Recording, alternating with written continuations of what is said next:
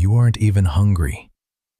The meal was done. The plate was clean. And yet, your hand went back into the bag. Just one more. Then one more after that.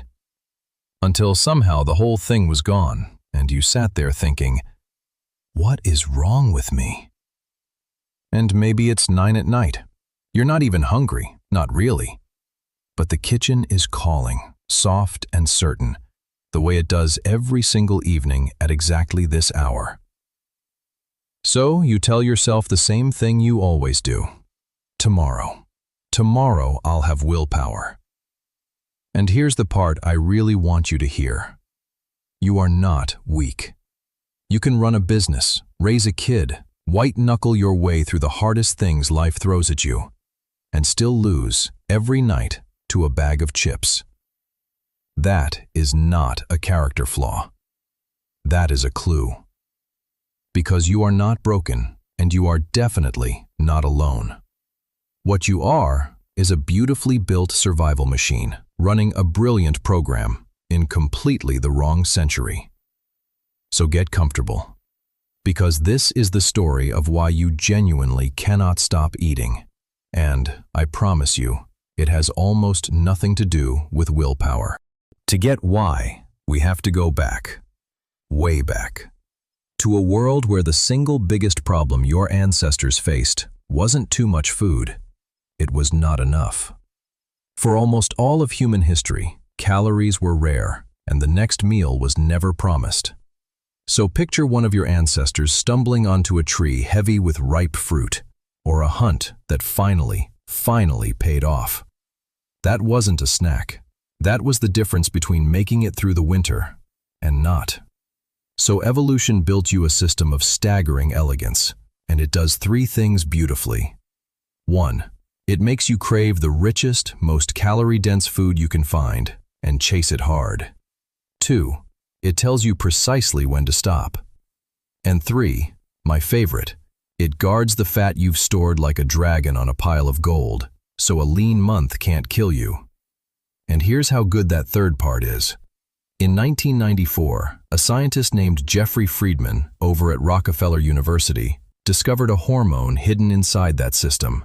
He called it leptin. Your fat tissue makes it. The more fat you carry, the more leptin you release. And that leptin travels up to your brain and quietly says, "We're good. We have enough. You can ease off now." Think of it as a thermostat. Just like the one on your wall reads the temperature and decides whether to run the heat, this little system reads how much fat you've got stored and turns your hunger up or down to hold the setting. Fat runs low, hunger climbs. Go find food. Fat's plenty, hunger fades. Relax. And honestly, it's gorgeous. A self-balancing system that kept our whole species alive through every famine history could throw at it. For 200,000 years, it worked flawlessly. And then, in the blink of an evolutionary eye, the world it was built for completely disappeared. So here's the thing about that beautiful 3-part system. Every piece of it was built around one giant, unspoken assumption. That food would be scarce. That it would take real effort to find. And that when you did find it, it would taste like, well, real food. Now look around. 24 hours a day, and arm's reach away, cheaper than ever, in flavors that don't exist anywhere in the natural world. And to understand why that breaks you, I have to tell you about a man and some birds. Back in the 1950s, a biologist named Nico Tinbergen noticed something genuinely strange. He'd take a ground-nesting bird, and right next to its own perfectly good speckled egg, he'd set down a giant, cartoonishly bright, oversized fake one. And the bird would shove its real egg aside and go sit on the ridiculous fake. He called it a supernormal stimulus. A signal so cranked up, so exaggerated, that it overrides the real thing it was built to imitate. The bird's instincts weren't broken. They were just never designed for a world that contained a fake that big. Now, what do you think happens when we start engineering supernormal food? Because we did. In the 1970s, a brilliant researcher named Howard Moskowitz went looking for something the food industry came to call the bliss point. The exact amount of sugar, of salt, of fat that lights up your pleasure circuits the hardest without ever tipping into too much. Not so little you're bored, not so much you're satisfied and stop. The precise mathematical peak where you just keep going. And it gets sneakier. The journalist Michael Moss laid this out in his book, Salt, Sugar, Fat. Your brain gets tired of one steady flavor, so it tells you you've had enough. So the engineers design food whose flavor keeps shifting and surprising you, so that off switch never gets to flip. There's even a thing called vanishing caloric density, a snack engineered to melt the instant it hits your tongue, so your brain never quite registers that you ate anything at all. The counter just never clicks. So sit with what that means. Your ancient craving system, the one built to chase one rare ripe fruit across a whole valley, is now standing in front of a wall of painted eggs. Food tuned, on purpose, in a lab, to defeat the exact stop signal evolution spent millions of years perfecting. You were never going to out-willpower that. Nobody was. Now, I know what some part of you is still whispering. Sure, but other people manage. Maybe it really is just me. So let me tell you about the experiment that, honestly, settles this. In 2019, a scientist at the NIH named Kevin Hall ran something beautiful. He took 20 volunteers and had them actually live inside a research center, where every single bite they ate could be measured. For 2 weeks, he fed them a diet of ultra-processed food. For another 2 weeks, the same people ate a diet of whole, unprocessed food. And here's the part that matters. He matched the two diets.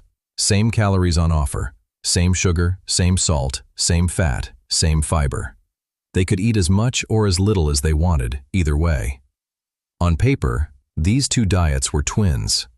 And yet, on the ultra-processed food, those same people ate, on average, 500 extra calories a day. 500. Without trying, without noticing. They just kept eating. They gained weight on the processed food, and they lost it on the whole food. And one little detail stopped me cold. On the processed diet, they ate faster. So fast that the body's slow, "I'm full" messenger never had a chance to arrive before the meal was already gone. Same person, same willpower, same calories on the table. The only thing that changed was the food. If you have ever needed proof that this was never about your character, that is it. And there's one last cruelty in the design. Remember that gorgeous thermostat? The leptin telling your brain you've got enough? When you live in that flood of engineered food for long enough, something quietly fails. Your brain stops hearing the signal. They call it leptin resistance. The thermostat is still there. It's still screaming, "We're full, we have plenty." But the wire to the brain has gone quiet.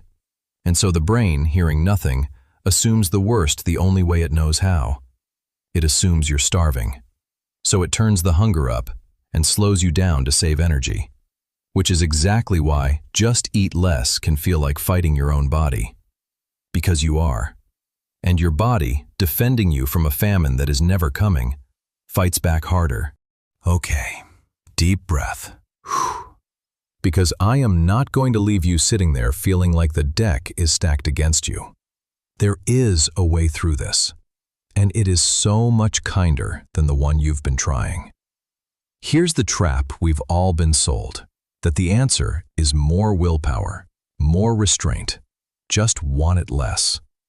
But you cannot out-discipline a system that was engineered on purpose to beat your discipline. So we stop fighting the system, and we change the game it's playing. And it starts with one idea from a researcher named Barbara Rolls. Your brain doesn't just count calories to decide you're full. It also feels for the actual volume and weight of the food in your stomach, which is the whole engineering trick in reverse. Whole foods, vegetables, fruit, beans, a real bowl of soup, are mostly water and fiber. So you can eat a big, genuinely satisfying volume of them for a tiny fraction of the calories. You fill the gauge honestly, and your full signal, that ancient off switch, finally gets to fire the way it was built to. So lean on the things that actually trip that switch: protein, fiber, food with real volume and water in it. Not because they're virtuous, but because they let your real satiety come back online. And then, the quieter half. Change what's within arm's reach. Because you were never weak for finishing the bag. You were just standing too close to it. So don't keep the painted egg in the house. The supernormal food you can't stop eating once it's open. The move isn't to resist it 100 times a day. It's to not have to. And protect your sleep, genuinely, because a tired brain craves calories like a starving one. None of this is about being good. It's about quietly building a world where your ancient instincts finally make sense again. So the next time your hand drifts back toward that bag, and the old voice mutters, "What is wrong with me?" I want you to answer it honestly. Nothing. Nothing is wrong with you. You were handed a brilliant ancient appetite, built for a world of scarcity, and dropped into a world that learned, on purpose, how to pick its lock. That was never a fair fight, and it was never your fault. You were never broken. Your hunger works perfectly. It's just been waiting, this whole time, for you to give it back a world it can actually understand.